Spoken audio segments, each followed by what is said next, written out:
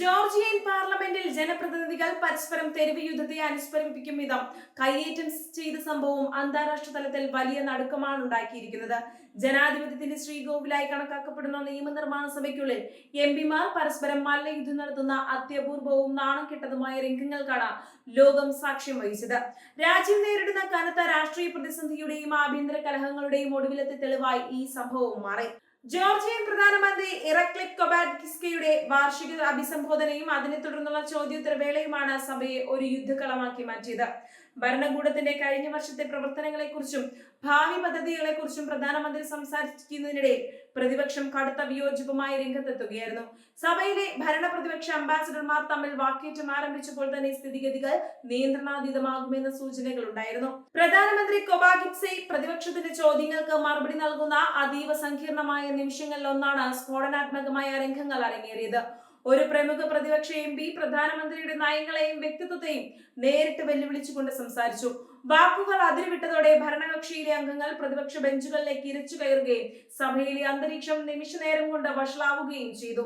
ആദ്യം കേവലം വാക്കേറ്റത്തിലും പരസ്പരമുള്ള ചീത്തവിളികളിലും ഒതുങ്ങിയിരുന്ന തർക്കം പിന്നീട് കയ്യാങ്കളിയിലേക്ക് വഴിമാറുകയായിരുന്നു. എംപിമാർ പരസ്പരം ശക്തമായ ഇടികളും ചവിട്ടുകളും പ്രയോഗിക്കാൻ തുടങ്ങിയതോടെ മറ്റ് ജനപ്രതിനിധികൾ ഭയചകിതരായി. സഭയിലെ മുതിർന്ന അംഗങ്ങൾ ഇവരെ പിടിച്ചുമാറ്റാൻ ശ്രമിച്ചെങ്കിലും അക്രമാസക്തരായ ജനപ്രതിനിധികൾ പാർലമെന്റ് ഫ്ലോറിലാകെ പരസ്പരം തല്ലിപ്പിരിയുന്ന കാഴ്ചയാണ് പിന്നീട് കണ്ടത്. തന്റെ വാർഷിക പ്രസംഗത്തിനിടയിൽ തൊട്ടുമുന്നിൽ ഇത്തരമൊരു വൻ സംഘർഷം അരങ്ങേറിയത് പ്രധാനമന്ത്രി കൊബാഗിറ്റ്സെയെ പൂർണ്ണമായും അസ്ത്രപ്രജ്ഞനാക്കി.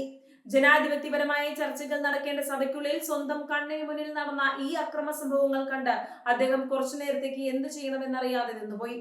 പാർലമെന്റ് സെക്യൂരിറ്റി ഉദ്യോഗസ്ഥർ ഉടനടി ഇടപെട്ട് പ്രധാനമന്ത്രിക്ക് സുരക്ഷാ വലയം തീർക്കുകയാണ് ഉണ്ടായത്.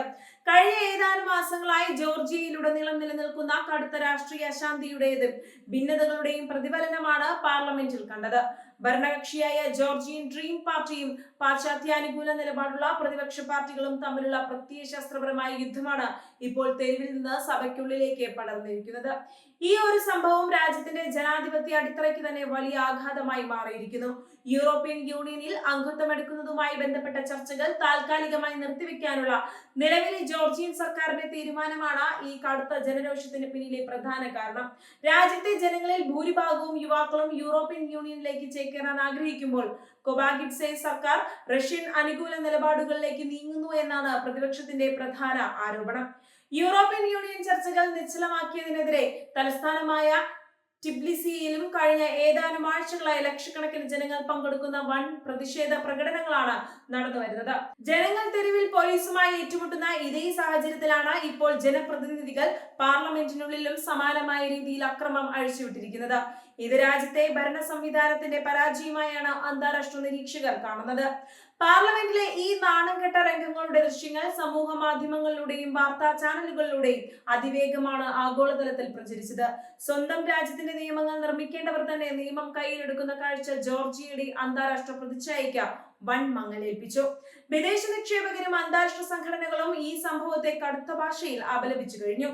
കൊബാഗിറ്റ്സെയുടെ നേതൃത്വത്തിലുള്ള സർക്കാർ കൂടുതൽ സ്വേച്ഛാധിപത്യ നിലപാടുകളിലേക്ക് നീങ്ങുകയാണെന്ന് പ്രതിപക്ഷം ആരോപിക്കുന്നു. തങ്ങളുടെ ശബ്ദത്തെ പാർലമെന്റിൽ അടിച്ചമർത്താനാണ് ഭരണപക്ഷം ശ്രമിക്കുന്നതെന്നും അതിനുള്ള സ്വാഭാവിക പ്രതികരണമാണ് സഭയിൽ ഉണ്ടായതെന്നും അവർ വാദിക്കുന്നു. എന്നാൽ പ്രതിപക്ഷം മുൻകൂട്ടി ആസൂത്രണം ചെയ്ത പ്രകോപനമാണ് ഇതെന്ന് ഭരണകക്ഷിയും തിരിച്ചടിക്കുന്നു. സഭയ്ക്കുള്ളിലെ സംഘർഷം കനത്തതോടെ സ്പീക്കർക്ക് പാർലമെന്റ് നടപടികൾ താൽക്കാലികമായി നിർത്തിവെക്കേണ്ടി വന്നു. സെക്യൂരിറ്റി ജീവനക്കാർ വൻ പ്രയത്നം നടത്തിയാണ് തല്ലുകൂടിയ എംപിമാരെ പരസ്പരം വേർപെടുത്തി സഭയ്ക്ക് പുറത്തേക്ക് മാറ്റിയത്. പല ജനപ്രതിനിധികൾക്കും ഈ സംഘർഷത്തിൽ നിസ്സാര പരിക്കുകൾ പറ്റിയിട്ടുണ്ടെന്നാണ് പാർലമെന്റ് വൃത്തങ്ങളിൽ നിന്ന് ലഭിക്കുന്ന വിവരങ്ങൾ. ഈ ഒരു സംഭവം ജോർജിയയിലെ രാഷ്ട്രീയ പ്രതിസന്ധിയെ കൂടുതൽ സങ്കീർണമാക്കാനേ ഉപകരിക്കൂ.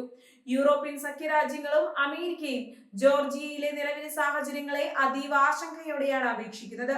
ജനങ്ങളുടെ താല്പര്യങ്ങൾക്ക് വിരുദ്ധമായി സർക്കാർ മുന്നോട്ടു പോയാൽ രാജ്യം വലിയൊരു ആഭ്യന്തര യുദ്ധത്തിലേക്ക് വഴിമാറിയേക്കാമെന്ന മുന്നറിയിപ്പും പല കോണുകളിൽ നിന്നും ഉയരുന്നുണ്ട്. റഷ്യയുടെ കരിനിഴൽ ജോർജിയൻ രാഷ്ട്രീയത്തിന്മേൽ പതിക്കുന്നുണ്ടെന്ന ആഭ്യന്തര ആശങ്കയും ഇതിനോടൊപ്പം ചേർത്ത് വായിക്കേണ്ടതാണ്. പാശ്ചാത്യ ശക്തികളിൽ നിന്നും ജോർജിയയെ അകറ്റി നിർത്താൻ മോസ്കോ നടത്തുന്ന തന്ത്രങ്ങളുടെ ഭാഗമായാണ് ഇപ്പോഴത്തെ സർക്കാർ തീരുമാനങ്ങളെന്ന പ്രക്ഷോഭകാരികൾ വിശ്വസിക്കുന്നു. ഇതിനാൽ തന്നെ ഈ സമരം കേവലം ഭരണമാറ്റത്തിന് വേണ്ടിയുള്ളതല്ല, മറിച്ച് രാജ്യത്തിന്റെ നിലനിൽപ്പിന് വേണ്ടിയുള്ളതാണെന്ന് അവർ കരുതുന്നു. വരും ദിവസങ്ങളിൽ പാർലമെന്റിനുള്ളിലെ ഈ അക്രമ സംഭവങ്ങളുടെ പേരിൽ ഭരണപക്ഷവും പ്രതിപക്ഷവും കൂടുതൽ തെരുവ് യുദ്ധങ്ങളിലേക്ക് നീങ്ങാനാണ് സാധ്യത. പ്രധാനമന്ത്രിക്കെതിരെ കൂടുതൽ ശക്തമായ പ്രക്ഷോഭ പരിപാടികൾ സംഘടിപ്പിക്കാൻ പ്രതിപക്ഷ കക്ഷികൾ തീരുമാനിച്ചിട്ടുണ്ട്. ഇത് ജോർജിയയിലെ ജനജീവിതത്തെയും സമ്പദ് വ്യവസ്ഥയും കൂടുതൽ പ്രതിസന്ധിയിലാക്കും. ജോർജിയയിലെ ജനാധിപത്യ പ്രക്രിയയുടെ ഭാവി എന്താകുമെന്ന ചോദ്യത്തിനു മുന്നിൽ രാജ്യം ഇപ്പോൾ പകച്ചു നിൽക്കുകയാണ്. സഭയ്ക്കുള്ളിലെ അടിപിടിയും തെരുവിലെ പ്രതിഷേധങ്ങളും ഒടുങ്ങണമെങ്കിൽ യൂറോപ്യൻ യൂണിയൻ ചർച്ചകളിൽ അനുകൂലമായ ഒരു തീരുമാനം ഭരണകൂടത്തിന്റെ ഭാഗത്തു നിന്നുണ്ടാകേണ്ടി വരും. അന്താരാഷ്ട്ര സമൂഹത്തിന്റെ മധ്യസ്ഥതയിൽ ഒരു ചർച്ചയ്ക്ക് വഴി തുറന്നില്ലെങ്കിൽ ജോർജിയയിലെ ഈ കടുത്ത രാഷ്ട്രീയ അനിശ്ചിതാവസ്ഥ ദീർഘകാലം തുടരുമെന്നതിൽ സംശയമില്ല.